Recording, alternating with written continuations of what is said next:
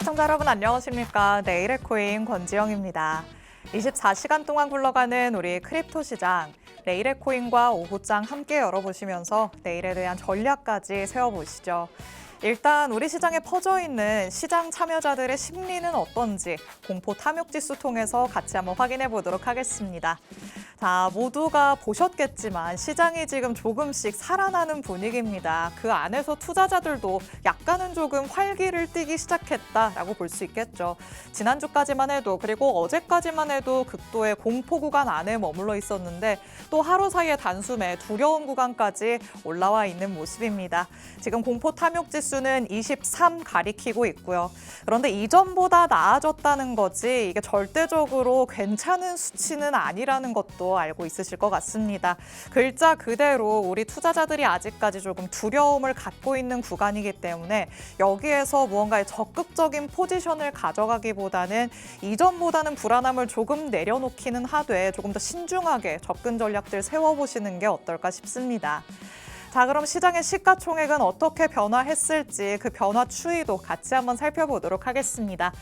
자, 계속해서 올라가는 모습이 조금 나타나고 있죠. 전일 이 시간 대비해서는 3.73% 시가총액이 오르는 모습이 나타났습니다. 현재 전체 시장으로는 2조 3,500억 달러의 자금이 들어와 있다라고 볼 수 있겠고요.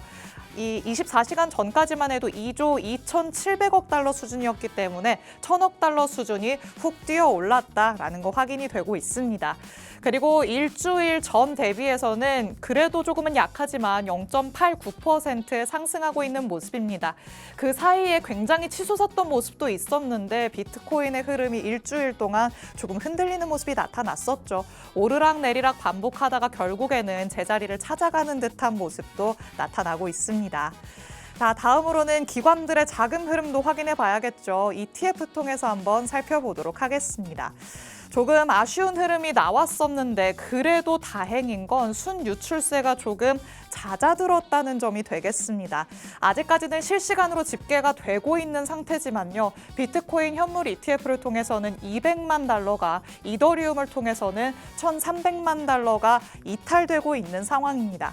하지만 보시다시피 막대의 이 깊이가 굉장히 얕아진 게 확인되고 있습니다. 여기에서 집계가 완료될 때까지 위로 전환이 될 수 있을 것인지 이것도 한번 체크를 해보시면 좋을 것 같고요. 만약에 순유입세로 돌아서고 난다면 그 다음에 이게 지속되는지까지도 꼭 체크를 해보시는 게 좋겠습니다.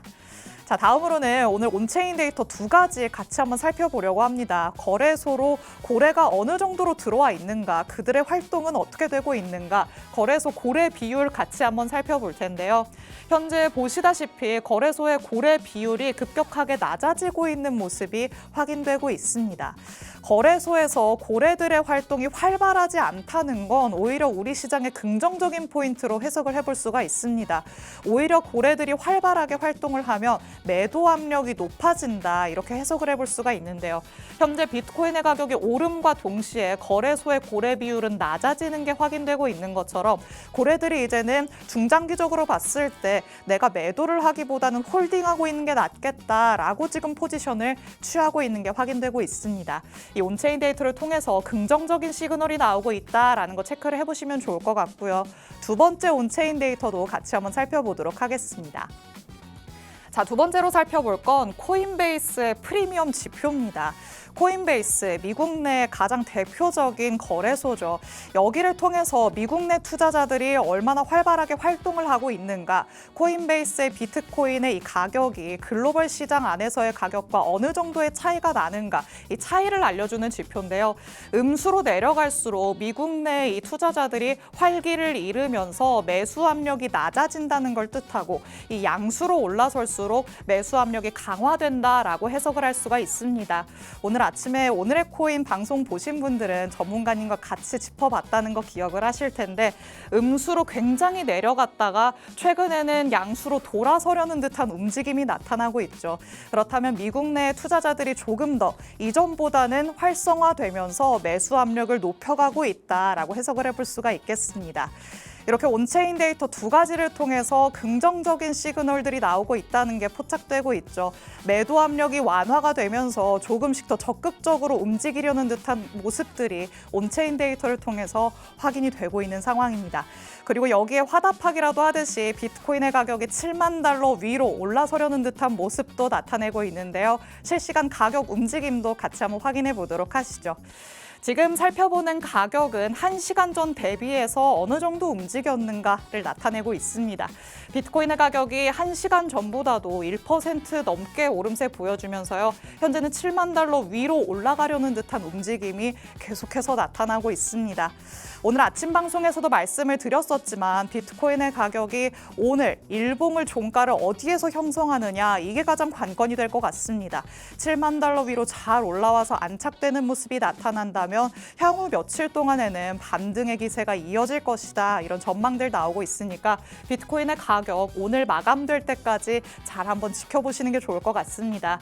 그리고 이더리움도 1% 가깝게 오르고 있죠. 2,000달러 위에서 2,038달러 선에서 잘 움직임 가져가고 있고 XRP도 1% 넘게 솔라나는 0.77% 현재 상승하고 있는 상황입니다.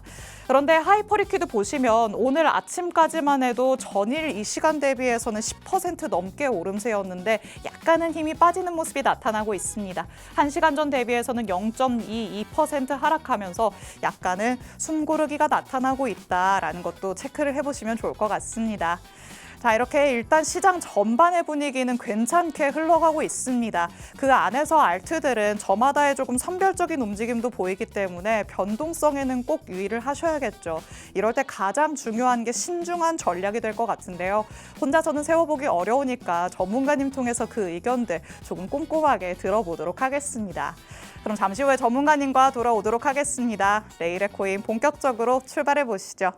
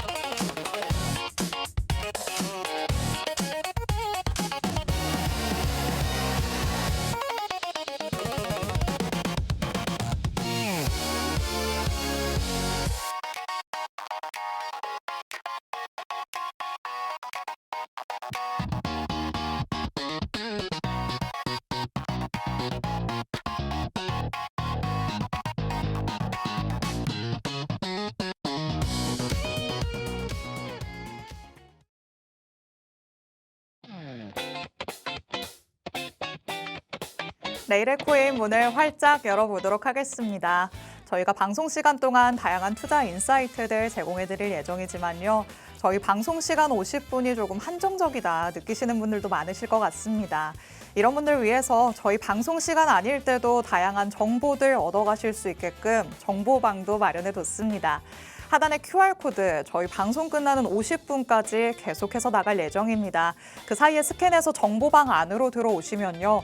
저희 방송 끝난 직후부터 전문가님의 전략 24시간 동안 받아가실 수 있습니다.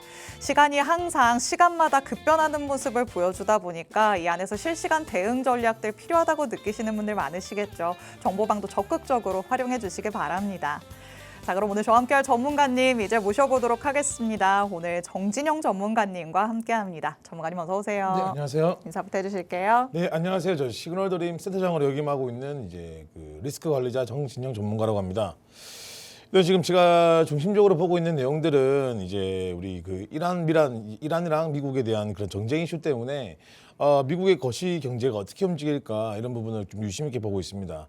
아무래도 금리나 시기가 이제 좀 다가오고 있다라고 생각하고 있는 부분인데 이제 우리가 예상대로 되지 않고 이렇게 좀 큰 지정학 리스크가 발생되면서 이게 좀 더 이렇게 금리 인하적인 부분이 좀 미뤄질 수도 있고 그러면 거기에 대한 이제 우리 그 위험 자산군들은 어떻게 움직일까 이런 부분도 유심히 살펴보고 제가 정보를 공유할 수 있도록 하겠습니다.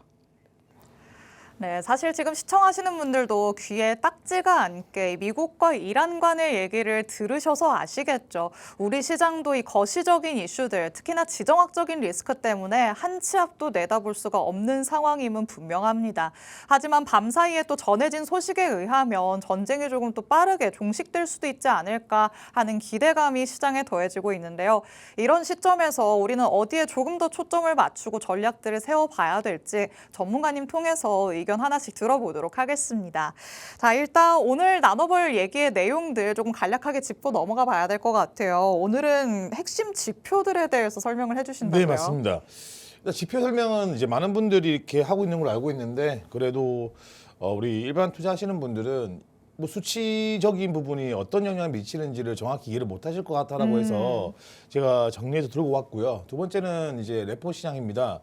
레포 시장 같은 경우는 저도 사실 100% 이해는 못 하고 있어요. 근데 이제 워낙 너무 어렵기 때문에 그래도 이제 우리가 레포 시장이라는 거는 달러의 유동성을 이렇게 좀 파악을 할 수가 있습니다. 그래서 우리의 국가적인 단위 같은 경우에는 달러의 가치를 예상할 수 있는 부분이고 미국 내 레포 시장 같은 경우는 이 달러가 어떤 식으로 흘러가고 그리고 이 자금들이 시장에 얼만큼 풀리거나 다시 회수가 되는지 예측 가능한 부분이거든요. 그래서 제가 최대한적으로 좀 쉽게 좀 자료를 들고 왔습니다. 그래서 초보자 분들도 충분히 이해할 수 있는 건 쉬운 단어로 제가 설명드릴 거라서 너무 처음부터 겁을 먹고 이렇게 안 보셔도 될 것 같아라고 말씀드리고 싶고요. 네. 일단 뭐 1월달 1번 목차 1번, 2번, 3번, 4번 같은 경우는 이제 우리가 이제 그 거시적 데이터입니다. 이 부분을 위주로 했고 그리고 CPI가 이제 내일쯤에 발표가 되기 때문에 그 내용까지 연관해서 말씀을 드릴 거고요. 5번, 6번, 7번 같은 경우는 레포 시장에 대해서 설명을 드리고 이제 8번 같은 경우는 제가 최근에 이제 비트코인 움직임을 좀 예측을 잘했다라고 생각이 듭니다. 근데 네. 왜 그렇게 예측을 했는지에 대한 설명을 드리고자 자료를 들고 왔습니다. 좋습니다. 일단 오늘 만나보는 내용들은 우리가 투자를 함에 있어서 정말 기초적인 조금은 알아야 될 중요한 부분이 아닐까라는 생각 듭니다. 그 안에서 레포 시장 같은 경우에는 조금 어려운 내용이 될 수도 있지만 최대한 쉽게 설명해 주겠다라고 얘기를 하시니까요. 전문가님이 어떻게 우리를 이해시켜 주시는지 귀 기울여서 한번 얘기 들어보시면 좋을 것 같습니다. 자, 그럼 지표들과 관련된 내용부터 같이 한번 살펴보도록 하겠습니다. 자, 늘 우리는 지표들이 계속해서 발표가 되는 거를 확인을 하고 또 이에 대한 시장의 반응성까지도 체크를 하잖아요. 어떤 것들을 조금 더 중점적으로 살펴보면 좋을까요? 일단 지금 제가 들고 온 지표 다 중요하다고 생각을 합니다. 그래서 이게 종합적으로 봐야지만 우리가 해석이 가능하다라고 말씀드리고 싶은데 일단 CPI를 먼저 말씀을 드리면 네. 연준에서는 2%까지 낮춰야 된다라고 하고 있습니다. 그럼 최근에 이제 보시면 아시겠지만 지금 제가 점을 잘못 표기했네요. 2.5% 정도가 나왔습니다. 헤드라인 CPI는 2.4고 코어 CPI는 2.5 나왔는데 일단 식품에너지 재배를 한 게 근원 CPI라고 부릅니다. 그래서 우리가 지금 현재는 이제 2.5 근원 CPI를 보시기 더 좋기 때문에 2.5 정도 나왔다. 그러면 우리가 연준이 지금 예측하고 있는 목표로 하고 있는 2.0보다는 0.5%가 더 높은 단계다. 그럼 우리가 쉽게 해석할 수 있는 부분은 조금 나아지고 있다. 쉽게 말씀드리면 연준이 목표로 하고 있는 그 수치에 접근하고 있다라고 보시면 되는 거고요. 이제 CPI가 떨어져 버리면 아무래도 빠른 인하 기대가 축소가 됩니다. 빠른 금리 인하 기대는. 왜냐하면 일단 우리가 좀 이제 시장적으로 좀 이제 좀 리스크가 발생돼야지만 금리 인하를 서두를 수 있는 부분인데 이제 연준에서는 그 생각보다 인플레가 잘 잡히고 있기 때문에 우리가 금리를 조금 더 이렇게 폭넓게 보고 진행해도 되겠다 이렇게 생각이 되는 부분이거든요. 네. 하지만 이제 긴축 재개도 낮아지는 부분이고, 근데 중요한 부분이 어떤 거냐면 이 CPI도 중요하지만 전 개인적으로 최근에는 이제 우리가 이제 PPI도 굉장히 중요하고 이제 PC도 굉장히 중요하다고 말씀을 드리고 싶습니다. 일단 CPI가 이제 이게 2.5로 나왔다라는 거는 굉장히 긍정적인 요소고요. 크립토 시장으로서 우리가 봤을 때는 일단 뭐 긍정적으로 지금 상승을 줄 수 있는 그런 원동력이 되는 그런 아이템이다 정도로 보시면 될 것 같습니다. 그래서 지금 현재 비트코인이 이제 70K를 제가 오는 길에 70K가 돌파를 하더라고요. 네. 이거 역시 이제 CPI가 좋게 나오지 않을까, 시장이 미리 이걸 알고 지금 상승하지 않을까라고 생각하는 부분입니다. 두 번째는 이제 PPI 지수입니다. PPI 같은 경우에도 2월 27일 날 발표가 됐고요. 그리고 PPI가 이제 전년 동월 대비 이제 0.5%가 올라갔고 전년 동월비 2.9% 정도가 이렇게 됐습니다. 일단 서비스 물가가 강했고 상품이 약했음. 이게 무슨 말이냐면 이게 문제긴 해요. 사실 물가가 아직까지 압력이 있습니다. 물가 압력이 존재하는 부분이고, 그렇기 때문에 우리가 연준에서도 이제 CPI가 많이 조정되고 있지만 이게 금리나 적인 부분을 조금 더 지연시키는 이유가 아닐까라고 보는 부분이거든요. 네. 여기 빨간 색깔 표기를 보시면 일단 생산한 물가 압력, 쉽게 말하면 인플레이션은 잡고 있지만 물가 압력이 존재한다는 거는 다시 한 번 더 이제 어떤 작은 변수라도 물가 소수 수가 있다. 그러면은 인플레가 다시 재발할 수도 있다. 이렇게 보고 있는 것 같습니다. 네. 일단 여기 밑에 제가 또 표기해놨네요. 제가 썼지만 방금 봤는데 원가 상승, 이제 가격 전가, CPI 상승 이렇게 볼 수 있다는 거죠. 그렇기 때문에 아무래도 우리 연준은 굉장히 꼼꼼하게 체크하고 있는 것 같습니다. 이게 말씀을 해주신 것처럼 사실 PPI가 CPI에 선행돼서 나오는 지표로 우리가 알려져 있잖아요. 네, 맞습니다. 근데 지금 CPI가 오늘 밤에 발표가 된다면, 아니 네. 이번 주에 발표가 된다면 이게 PPI가 조금 높게 나왔기 때문에 이번에는 안 좋게 나오지 않을까 이렇게 예상을 해야 되는 거 아닐까요? 맞습니다. 전반적으로 우리 앵커님께서 말씀 잘하신 게 이제 생산자, 당연히 우리가 생산에 대한 그런 원가가 올라가 버리면 당연히 소비자 물가 지수가 올라갈 수밖에 없는 부분이거든요. 네. 저도 처음에 접근했을 때는 그렇게 접근했어요. 근데 이제 CPI는 여러 가지를 보는 그런 다양한 종합적인 내용이라서 네. PPI가 꼭 나쁘게 나왔다라고 해서 CPI가 꼭 나쁘게 나오는 건 아니더라고요. 아, 무조건적인 건 아니다. 네, 맞습니다. 무조건적인 건 그 참고는 가능합니다. 쉽게 말하면 우리가 이제 그 저번 달 쉽게 말하면 앞전에 발표했을 때 PPI가 생각보다 좋게 나오지 않았습니다. 네. 그렇기 때문에 CPI 역시도 이번에는 좀 이렇게 좀 올라가지 않을까라는 생각을 충분히 할 수 있는 부분이에요. 네, 그 가능한 부분입니다. 좋습니다. 일단 CPI에 대한 무언가의 기대감이 선반영되는 것 같다 전문가님께서 말씀은 하셨지만요. CPI 수치 자체가 절대적으로 좋게 나오는 것은 아닐 수 있다는 점도 여러분이 염두에 두셔야 될 것 같습니다. 일단 선행 지표로서 일컬어지는 PPI가 지난번에 나온 걸 보신 분들은 기억하실 테지만 예상치를 꽤나 상회하는 수치로 나왔거든요. 그렇기 때문에 CPI도 여기에 어느 정도는 따라가는 모습을 보이지 않을까 우리가 가능성은 열어둬야 될 것 같습니다. 하지만 매를 먼저 맞으면 또 그만큼 맷집이 생기는 것처럼 PPI를 통해서 CPI에 대한 무언가의 조금 충격이 둔화될 수도 있겠다. 긍정적으로도 해석을 해볼 수가 있겠죠. 일단 이번 주에 어떻게 발표되는지 또 시장의 반응이 어떻게 나오는지 확인을 하고 대응 전략들 꼭 챙겨가 보시기 바랍니다. 자, 이렇게 PPI와 관련된 내용까지 만나봤습니다. 다음으로는 또 연준이 가장 선호하는 물가 지표로 일컬어지는 PC 살펴볼 텐데요. 이 PC가 사실 가장 중요하다 이런 얘기들도 많이 나오잖아요. 저도 그렇게 생각하고 있습니다. 오. 네, PC가 가장 중요하다고 생각하고 있는 부분이고, 예전 같은 경우는 이제 CPI와 PPI가 굉장히 중요한 지표로 자리 잡았더라면 지금 PC가 지금 연준이 가장 주목하는 지수다라고 보시면 될 것 같습니다. 네. 일단 지금 아까 우리 앵커님 말씀하신 것처럼 일단 이번 CPI 3월 11일 날 발표나고 또 이제 PC 같은 경우는 3월 13일 다 이번 주에 발생이 됩니다. 네. 근데 아직까지 비트코인 자체가 상승을 좀 이렇게 좀 회복을 하는 모양이고, 제가 나중에 뒤에 지표적인 부분 또 말씀을 좀 드릴 건데, 지표적인 부분이 아니고 차트적인 말씀드릴 건데, 네. 아무래도 이런 지표들이 좀 좋게 나오지 않을까라는 생각을 지금 제가 하고 있어요. 그래서 일단은 뭐 그건 나중에 차트적으로 말씀을 드릴 거고, 일단 PC 같은 경우는 아시겠지만 지금 근데 한 가지 이거 말씀 좀 드릴게요. 네. 일단 물가압력이 존재한다는 게 좀 위험하긴 해요. 그래서 이것도 뒤에 내용이 제가 있을 건지 모르겠는데 아마 있을 겁니다. 제가 이거 쓰고 다 외우는 편이 아니라서. 일단 지금 이제 보시면은 이제 헤드라인 PC가 전월비 0.4% 정도 올랐고 동월 대비가 2.9% 정도 이렇게 나왔습니다. 그리고 코어 PC가 0.4 그리고 전년 동월 대비 3.0 정도가 나왔습니다. 네. 일단 CPI보다 PC가 높은 의미를 보시면 이제 서비스 인플레 지속이 되고 있다는 거죠. 쉽게 말하면 우리가 물가적인 거는 괜찮아 보이지만 네. 우리가 그 좀 굉장히 좀 섬세하게 접근하면은 인플레가 남아 있구나.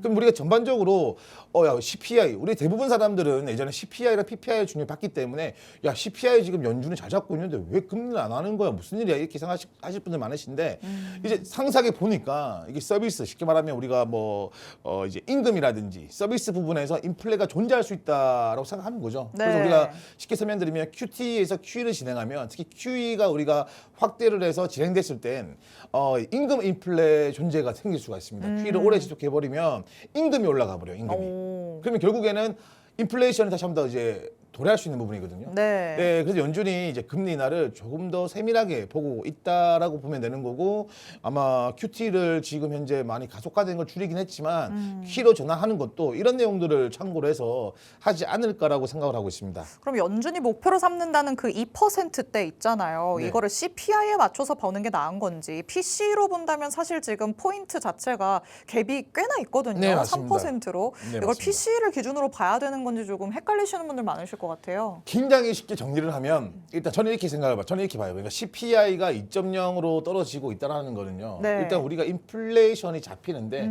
좀 우리가 섬세하게 쉽게 말하면 재발할 수 있는 부분이잖아요. 그 그쵸. 재발해버리면 아시겠지만 조금 더 크게 이 경제 영향을 받을 거라고 생각을 합니다. 그래서 기타적인 PC가 굉장히 중요하게 보는 거는 이제 CPI는 괜찮아. 근데 PC만 괜찮아지면 한번 내 금리 인하를 한번 진행해 볼게. 이런 개념인 것 같아요. 아, CPI가 먼저 조금 선행이 돼야 되고 PC까지 뒤따라오는 모습이 나타나면 그때 연준이 조금 움직일 거다. 이렇게 봐야 되는 걸까요? 아니요, 저는 생각 CPI가 발표됐을 때는 사실 차트도 별로 움직임이 없어요. 맞아요. 요즘에는 거의 둔해졌더라고요. 없어요. 네, 맞습니다. 그래서 이제 CPI는 배제를 시킨 거죠. 이제 이건 거의 괜찮아질 거야라고 생각하는 거고 이제 세부적인 거 이제 우리가 앞으로 재발할 수 있는 위험성 막는 거죠. 예를 들면 우리가 몸이 아파요. 그래서 감기의 약을 먹었잖아요. 네. 그래도 우리가 출근을 하고 중요한 일을 하려면 혹시나 작은 미세한 실수를 할까봐 영양제까지 맞는 분들이 계시지 그쵸. 않습니까? 그런 내용으로 저는 좀 보면 될 것 같다라고 말씀을 좀 드리고 싶습니다.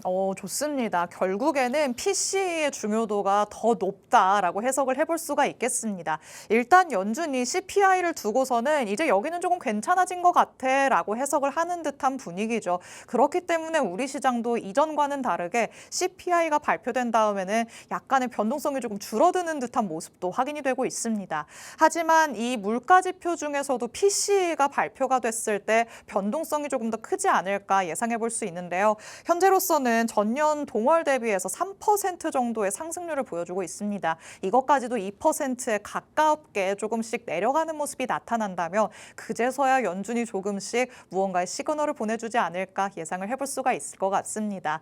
조금 더 그렇다면 시간적인 여유가 필요할 것 같은데 우리가 바라는 만큼 조금 빠르게 찾아와 주기를 바라보도록 하시죠.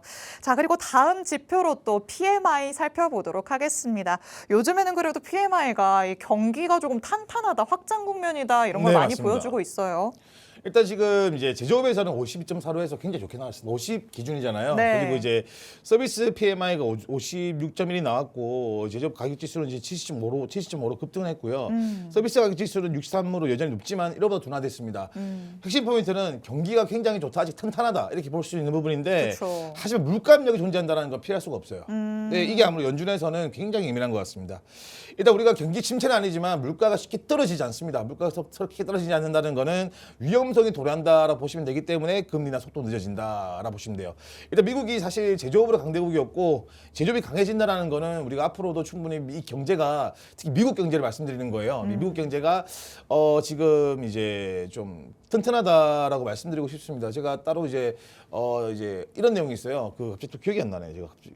일단 그 이제 빅사이클이라고 해서 이제 미국이 지금 6단계에 접어들었다. 이분이 이제 달란트? 아무튼 우리 거시경제에 대해서 우리 이제 선생님이라 불리시는 분이 계시는데 미국 네. 경제가 6단계고 미국에 대한 패권이 넘어갈 수도 있다 이런 책을 오. 내신 분이에요. 네. 근데 지금 이런 걸로 봤을 때는 미국 패권은 계속 유지될 수 있고 미국 역시 강대국이다 이렇게 볼 수 있는 내용인 것 같습니다. 그러면 PMI 안에서는 우리가 이 52를 계속해서 유지를 하는가 여기에만 포인트를 조금 맞춰보면 될까요? 아니, 이게 또 제조업이 너무 강해버리면 꼭 좋은 건 아니에요. 투자하시는 분들에게는 일단 우리가 뭐 이게 참고해서 말씀드리자면 어떻게 한 거냐면 50이 계속 유지돼 버리면 오히려 위험 자산 쪽으로는 좀 떨어질 수도 있습니다. 사실은. 그래요. 네, 맞습니다. 오히려 경기가 너무 탄탄한 게 우리한테는 독이 되는 걸까요? 그렇죠. 아무래도 원래라면 제조업 쉽게 말하면 제조업이 좋아졌을 때는 사실 금융버블이 없었습니다. 제조업이 약화가 되면서 금융버블이 발생된 부분이거든요. 네. 근데 이제 금융버블이라는 건 아시겠지 거품이에요. 쉽게 말하면 우리가 이게 정말 100% 맞는 게 아니고 확장성을 키워서 결국에 돈을 버는 그런 시스템이라서 네. 좀 약간은 좀 반대되는 겁니다. 그래서 우리가 뭐 제조업 지수가 계속 좀 높아지면 경제가 좋으니까 투자 많이 하겠는 아니죠. 네, 오히려 그래 조금 보시면 반대로 됩니다. 해석을 해봐야 되는 거군요. 네, 그래서 사실 경제라는 거는 제가 보면 볼수록 느낀 게 뭐냐면 100% 이게 좋다, 이게 나쁘다라고 볼 수는 없는 것 같아요. 네. 굉장히 좀 그런 내용들이 좀 저도 이제 보면서 많이 어렵고 이런 내용들 잘 예측을 해서 우리가 앞으로 방향성을 알 수 있는 부분인데 뭐 무조건 좋은 건 없습니다. 그래서 우리가 투자하실 입장에서는 사실 버블이 중요하죠, 사실은 버블이. 그렇죠. 뭐 이제 네덜란드 같은 경우에도 사실 뭐 이제 첫 번째 패권이잖아요. 암스테르담에서 거기도 제조업이 강했습니다. 지금 강하다가 나중에는 결국에는 금융 버블로 무너진 이제 런던 쉽게 말하면 영국의 패권을 뺏겼던 나라라고 저는 알고 있거든요. 네. 네, 그렇습니다. 좋습니다. 자, 일단 PMI에 관련해서 얘기를 나눠봤는데요. 사실 이 경제 지표라는 것도 정답은 없다라고 얘기를 해주십니다. 시장 상황에 따라서 거시경제에 대한 분위기에 따라서 해석이 다르게 될 수 있다는 부분을 같이 한번 짚어봤죠. 지금은 경기 확장 국면 안에서 조금 탄탄한 모습을 보이고 있지만 지금 시장 상황상 굿뉴스가 우리 시장에는 배드뉴스로 작용할 수도 있다는 점 염두에 두셔야 될 것 같습니다. 이와 관련된 자세한 해석법은 잠시 후에 다시 한번 만나보기로 하시죠. 자, 그럼 일단 물가지표로 다시 돌아와서 CPI, PPI 그리고 PCE까지 어떻게 조금 해석을 디테일하게 해보면 우리 시장에 도움이 되는지도 결론적으로 한번 만나보도록 하겠습니다. 자, 일단 물가가 잡히고 있다는 거는 조금 좋게 해석을 해볼 수가 있겠지만 네, 여기에서 맞습니다. 더 포인트를 둬야 될 부분은 어디일까요? 일단 인플레이션은 잘 잡고 있다라고 하지만 생각보다 느리다. 우리가 이렇게 하는 거에 대비해서 네. 이렇게 우리가 긴축을 하고 우리가 이렇게 자금 유도를 잘 시키고 있는데도 인플레이션이 좀 잘 잡히지 않는다는 개념은 느리구나. 내가 생각했던 것보다는 좀 늦게 도착할 것 같구나라는 생각하고 있는 부분이고 네. 일단 저는 굉장히 쉽게 설명드리면 CPI는 배제시킵니다. 저는 CPI 배제시키고 오. PPI 역시도 좀 배제를 시킵니다. 어차피 CPI, PPI는 연결된 고리거든요. 그쵸. 지금 PC가 굉장히 중요하다라고 말씀을 좀 드리고 싶고요. 그래서 우리가 지금은 봐야 되는 부분들이 이제 이란, 미국 정쟁으로 인해서 이런 이제 우리 유가 프리미엄이 올라가고 있는 부분이라서 네. 이 부분을 참고로 해서 우리가 거시 데이터가 어떻게 나올지가 앞으로의 비트코인 방향을 예측을 가능할 수 있을 것 같아요. 좋습니다. 일단은 CPI, PPI의 중요도가 이전보다 많이 낮아졌기 때문에 이 중에서 굳이 조금 더 살펴보자면 PC에 중점을 두고 보는 게 좋겠다라는 의견들 참고를 해보시면 좋을 것 같습니다. 하지만 그렇다고 해서 영향력이 또 아예 없다고 생각할 수는 없겠죠. 이번 한 주 동안 또 CPI를 비롯해서 다양한 지표들 발표될 예정이니까요. 어떤 결과로 나오는지는 꼭 확인을 해보시는 게 좋을 것 같습니다. 자, 그리고 PMI 어떻게 시그널을 보내주는 건지 다시 한번 짚어보도록 하겠습니다. 여기에서 지금 시점에서 우리는 어떤 식으로 그러면 해석을 해보는 게 좋을까요? 일단 제조업은 좋아졌습니다. 막 우리 앵커님 말씀하신 것처럼 굉장히 이제 좀 경제가 튼튼하다로 해석 가능하지만 네. 일단 이제 원가력이 다시 강해졌다라는 의미도 충분히 되는 부분이고요. 일단 서비스 가격 자체가 상당히 높아요. 쉽게 말하면 우리가 미국의 소비 습관, 쉽게 말하면 소비 습관은 이제 우리 미국의 GDP다라고 좀 해서 가능한 부분이잖아요. 네. 서비스 PMI가 높다라는 거는 사실 서비스 인플레, 쉽게 말하면 우리 GDP에도 영향이 충분히 갈 수 있는 내용이다라고 볼 수 있는 부분이라서 일단 인플레이션이 아직 꺾이지 않았다. 쉽게 설명드리면 우리 내수 경제적인 부분에서 네. 아직까지 이런 인플레가 좀 존재한다라고 보면 굉장히 좋을 것 같습니다. 지금 근데 말씀해주신 것처럼 PMI가 제조업이랑 서비스로 약간 또 두 개가 카테고리가 나뉘잖아요. 네, 맞습니다. 예전에는 제조업 사업을 조금 기반으로 하고 있지만 지금은 서비스 쪽으로 많이 옮겨갔는데 네, 그럼 맞습니다. PMI 중에서도 서비스에 조금 더 중점을 맞추는 게 좋을까요? 정말 맞습니다. 저도 이거 말씀드리려고 했는데 예, 제조업 PMI보다는 서비스 PMI 보는 게 더 중요해요. 오. 저도 굉장히 중요하다고 생각합니다. 일단 이제 우리가 이게 간단히 설명드리면 이제 시장 관점, 성장은 안 주고는 가격이 높다. 충분히 우리가 지금은 인플레이션이 이제 내수 우리가 이제 특히 우리 시민들, 우리 국민들이 이제 접근하는 부분에서 좀 인플레 높다 시키면 이런 거예요. 야 지금 우리 경제 괜찮다고 하는데 우리나라가 지금 뭐 튼튼하고 좋다고 하는데 왜 내가 지금 뭔가 살려고 물가 비싼 거야? 그쵸. 이런 느낌이에요 이게. 그래서 우리가 사실 뭐 제일 좋은 거는 우리 국민들이 살 때 야 이것도 저렴하고 저 저렴하고 내가 월급 받았는데 이거 사고 저거 사도 돈이 남네 이게 좋은 거거든요. 그쵸. 그래서 이렇게 보시면 될 거라고 생각을 합니다. 좋습니다. 일단 PMI도 카테고리가 나뉜다는 거 기억을 해두셔야 될 것 같고요. 예전과는 다르게 서비스 쪽에 조금 더 중점을 맞추고 있다는 것까지 꼭 체크를 해보시기 바랍니다. 자, 그럼 다음으로는 조금 어려운 내용일 수도 있지만 쉽게 말해주겠다라고 얘기를 하셨던 레포 시장에 대해서 한번 얘기 들어보도록 하겠습니다. 이게 도대체 어떤 의미를 가지고 있길래 중요하다라고 하시는 걸까요? 레포는 그냥 제가 이거 좀 설명을 좀 길게 적었는데 진짜 쉽게 설명하면 현금 창구예요. 월가 현금 창구 그냥 돈 빌려주는 거, 돈 네. 스케스 하는 이런 곳입니다. 그래서 레포가 왜 중요하냐면 단기 이제 우리가 어떻게 단기 뭐 대출 받는다 이런 느낌이에요. 뭘 담보로 하냐? 미국 채권입니다. 미국 채권이고 아, 두 가지를 봐야 돼요. 레포와 그다음에 연레포를 봐야 됩니다. 일단 레포는 이제 우리가 중앙은행에서 시장에 돈을 빌려주는 행위고요. 네. 그리고 연레포는 이제 시장에서 이제 중앙은행에 돈을 좀 맡겨달라라는 의미거든요. 오. 그러니까 정말 간단히 설명드리면 지금 현재 이제 그 레포 금리가 3.75입니다. 3.5, 3.75에서 이제 3.5로 유지하고 있는데 네. 쉽게 설명드리면 우리가 쉽게 볼 수 있는 부분들은 레포가 연준에서 정한 금리와 비슷하게 움직이면 안정적이고 이제 만약에 그 레포 금리가 높아지는 경우는 시중에 달러가 없는 경우입니다. 이게 이제 한번 그런 적이 있는데 2012년도였나 2013년도였나 아무튼 그때 레포 금리가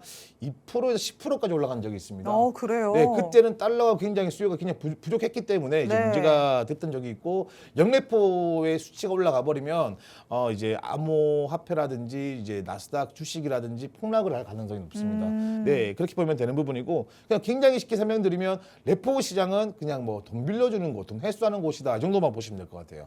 그러면 지금 최근에 또 흐름이 어떤지를 봐야 우리가 해석을 네, 해볼 수가 맞습니다. 있을 것 같아요. 최근에는 어떤 흐름일까요? 일단 2025년도 말에는 레포 시장이 좀 긴장이 존재했습니다. 일단 정부 국채 발행 증가했죠. 미국이 우리 그 달러 많이 찍었다고 제가 네. 말씀드렸잖아요. 그럼 세금 납부란 건 헤지펀드 레버리 증가가 됐습니다. 쉽게 말하면 헤지펀드는 공매도 치는 기업이에요. 쉽게 보면 그렇기 때문에 이런 내용 때문에 이제 레포 시장에 대한 그런 그 금리가 좀 상승을 좀 줬고요. 네. 그리고 이제 돈 수요 증가가 된다는 건 레포 금리 상승을 의미하는 부분이거든요. 여기 보시면 아시겠지만 이제 우리가 레포 금리가 약 3.65, 2026년도에 네. 연준 금리가 3.5에서 3.75를 유지하고 있는 부분이잖아요. 그러니까 지금 정산 범위이기 때문에 2025년 말 지금 보시면 이게 옆에 레포 우리 그 담보 일익채 대출 그거 차트입니다. 네. 일단 우리가 지금 2025년도에는 좀 이렇게 좀 불안정하려고 하다가 2026년도부터는 좀 안정되고 있다라고 볼 수 있는 부분이고 그럼 우리가 달러 쉽게 말하면 달러의 그런 이동 시스템 장치도 정상적으로 움직이고 있다 정도로 보시면 될 것 같습니다. 핵심적으로 제가 적어드렸는데 이제 이게 또 시장에 그 돈이 또 많이 돌아 문제가 돼요. 시장이 또 돈이 많이 돌아도 문제가 항상 그 과다가 돼버린 문제가 되기 그쵸. 때문에 영레포를 봐야 되는 부분이고 이제 우리가 쉽게 말해서 지금 이제 이 밑에 핵심 기로는 있는 거예요. 아까 제가 말씀드린 것처럼 시장이 돈이 많으면 영레포 올라가는 거고 이제 중앙은행에서 이제 시장에서 이제 우리 중앙은행이 돈을 빌리게 되면 네. 레포가 이제 증가가 된다 이렇게 좀 보시면 가장 좋을 것 같습니다. 이제 밑에 내용 그런 내용인데 일단 우리가 뭐 T-빌이라고 해서 이건 미국 정부가 발행한 초단기 국채입니다. 초단기 국채고 네. 이런 내용을 우리 투자자분들이 뭐 아실 필요는 없을 거라 생각합니다. 좋습니다. 결국에는 시장의 유동성이 어떻게 되고 있는가 이거를 또 레포 시장을 통해서 확인할 수 있다 해석을 해볼 수가 있겠는데요. 쉽게 설명을 해주신다고 했지만 워낙 조금 어려운 내용이다 보니까 나는 이해가 잘 안 간다라고 생각하시는 분들도 많으실 것 같습니다. 이런 분들 위해서 정보방이 마련되어 있는 거겠죠. 하단의 QR코드 통해서 정보방 안으로 들어오시면 방송에서 못 다 들은 얘기들 방송 시간 아닐 때 더 자세하게 들어보실 수 있습니다. 지금 바로 입장하셔서 방송 끝난 이후에 전문가님 통해서 더 자세한 얘기들 받아가 보도록 하시죠. 자, 그러면 레포 시장 얘기로 다시 한번 돌아와서 그렇다면 이 얘기를 전문가님이 왜 꺼내시는지, 우리 시장에는 도대체 어떻게 연결고리를 형성하고 있는지까지 확인해 보도록 하겠습니다. 그렇다면 이게 어떻게 움직여야 우리 시장에 조금 더 긍정적인 영향을 주는 걸까요? 일단 레포 시장이 안정돼야 됩니다. 그러니까 영레포 쉽게 설명드리면 이게 제가 어려운지 모르겠는데 영레포 지수가 떨어져야 돼요. 영레포 지수가 떨어지고 떨어진다라는 거는 이제 우리가 암호화폐 투자자 입장에서는 좋다 이 정도 보면 될 것 같고 네. 이게 그런 내용입니다. 쉽게 말하면 이 레포라는 거를 제가 간단히 말씀드리면 우리 월가의 현금 창고, 돈을 빌릴 수 있는 곳이다라고 보시면 될 것 같고 네. 두 번째 같은 경우는 이 레포 시장은 이제 우리 그 달러 시스템 이제 그 유동성 가치다 보시면 되는 거거든요. 제가 사실 여기서 더 중요한 건 국가단 레포 시장이 중요한데 간단히 말씀드려서 이제 이 레포 시스템이 잘 국가적으로 잘 돌아가고 있다는 거는 달러의 가치가 살아있다라고 보시면 될 것 같습니다. 그래서 우리가 레포가 안정되면 단기 자금 조달 분함이 완화되고 이제 미국채 시장 안정됩니다. 그리고 당연히 이제 금리 급등 압력도 완화되겠죠. 그리고 위험 자산이 좋아질 수밖에 없습니다. 레포가 불안해지면 달러 연금 선호 강화되고 레버리지가 축소됩니다. 레버리지라는 거는 이제 선물 우리 파생 상품이 나오는 건데 네. 사실 자금력이 많이 돌수록 레버리지 시장에 들어간 포지션이 늘어납니다. 그렇기 때문에 이 레버리지라는 걸 넣은 거고 이 변동성 자산 조정 압력의 확대 쉽게 말하면 레버리지 써서 투자한다는 거는 변동성으로 수익을 낸다는 거거든요. 그쵸. 당연히 이제 변동성 자산이 축소돼 버리면 레버리지 쉽게 말하면 이제 포지션을 여는 사람들이 줄어들겠죠. 그럼 시장의 변동성 활성화가 죽어 버린다 이렇게 보시면 될 것 같습니다. 좋습니다. 레포가 어떻게 움직이느냐에 따라서 우리 시장이 어떻게 반응을 하는지 같이 한번 살펴봤는데요. 결국의 핵심은 지금 그래도 작년 말 대비해서 레포가 안정을 찾아가고 있다는 게 포인트가 아닐까 싶습니다. 여러 가지 다방면에서 그래도 우리 시장을 뒷받침하는 긍정적인 신호들이 나타나고 있으니까 어떻게 해석을 해보면 좋을지 그리고 앞으로의 전략을 어떻게 세우면 좋을지 전문가님 통해서 꼭 체크를 해보시기 바랍니다. 그리고 전문가님은 이런 모든 것들을 기반으로 비트코인의 전망을 같이 한번 다뤄주고 있으십니다. 최근에 또 내가 말해주는 전망이 딱 맞아떨어졌다라고 얘기를 하셨는데 또 여기에 기반을 해서 보셨기 때문에 뭔가 딱 맞아떨어졌다라는 패턴이 있다고요. 네, 맞습니다. 이게 하모닉 패턴입니다. 아마 차트를 보시는 분들은 하모닉 패턴 알 겁니다.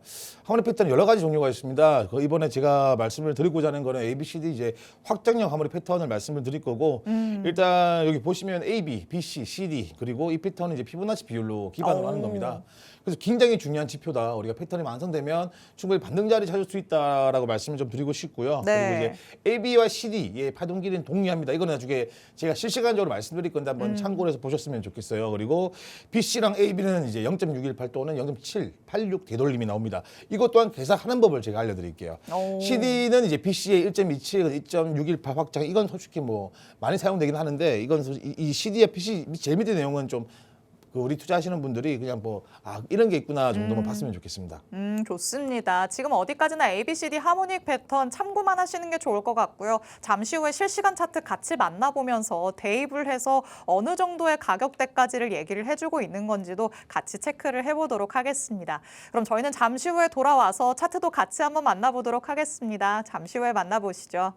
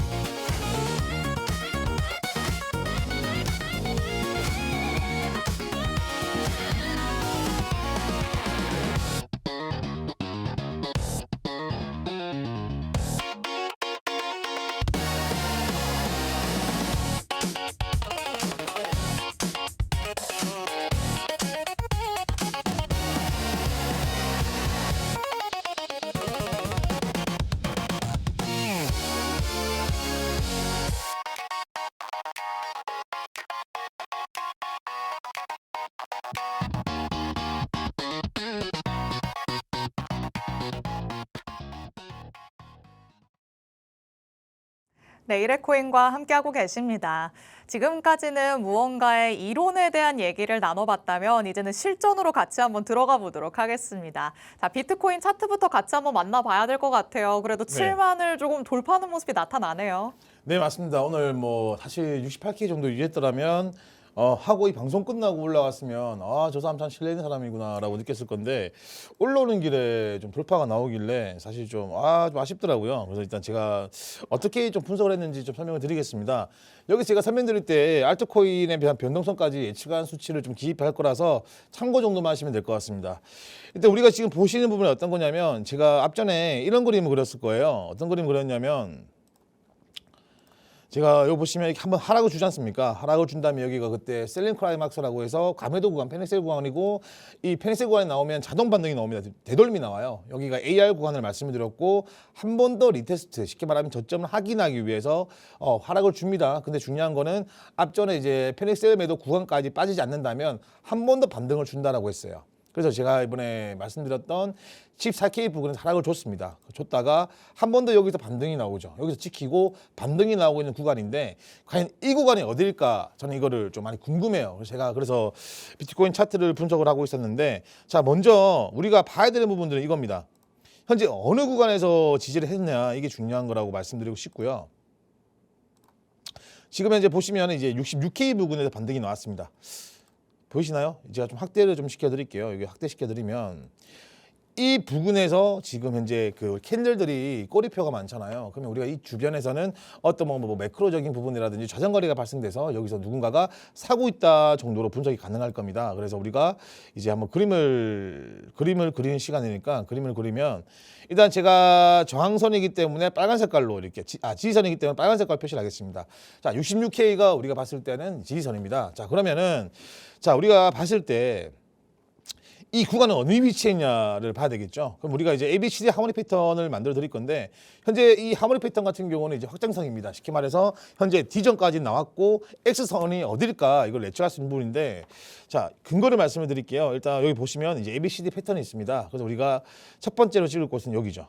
최고점 ATH입니다. 126K 부근에서 우리가 포인트 찍어요. 찍고 이제 ATH를 달성하고 가장 많이 하락한 구간을 이제 여기 꼬리표 말고 이 구간입니다. 한번 말아 올릴 때 이 구간을 우리가 최저점이라고 생각을 할게요. 이제 거의 85K 나오는데 85K이고 여기서 한 번 더 반등이 나옵니다. 왜냐하면 지켜줬기 때문에 자동 반등으로 해서 한 번 더 상승을 주죠. 그러면 여기가 이제 쉽게 말하면 시점이 이쪽 점이죠. 여기서 돌파를 못했기 때문에 하락을 줬습니다. 그리고 현재 지금 지지받는 구간이 이제 D점 여기 86K 부근이라고 보시면 돼요.